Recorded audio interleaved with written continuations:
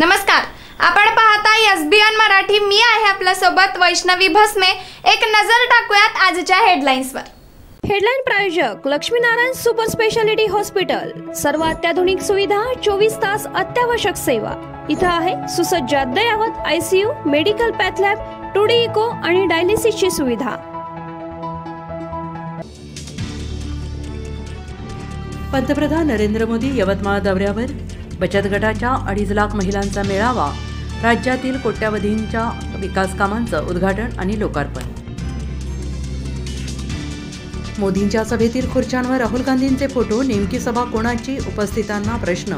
उलटसुलट चर्चांना उधाण। देणगीसाठी स्कॅनर कोडही दिलाय।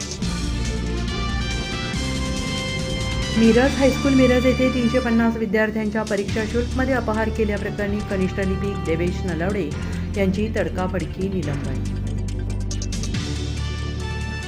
सांगलीच्या खासदारांनी 10 वर्षात एकदा तरी मतदारसंघातील शेतकऱ्यांच्या प्रश्नावर लोकसभेत बोलायला पाहिजे होतं। विशाल पाटील यांचं येळावीत वक्तव्य।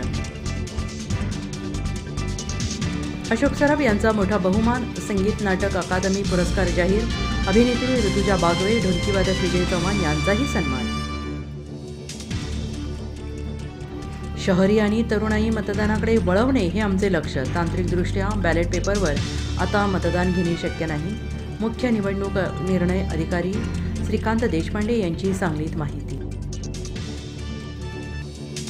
राहुल गांधी कुठे तमाशा करतो हे मी सांगू का? भाजप आणि काँग्रेस आमदारांची विधानसभेत खडाजंगी।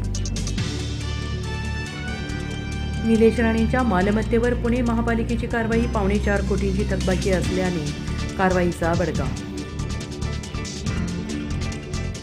महाविकास आघाडीची जागा वाटपासाठी सलग दुसऱ्या दिवशी बैठक। मनोज जरांगेंना जालन्यातून, अभिजित वैद्य यांना पुण्यातून उमेदवारी द्यावी। 25च्या 4 मोठ्या मागण्या।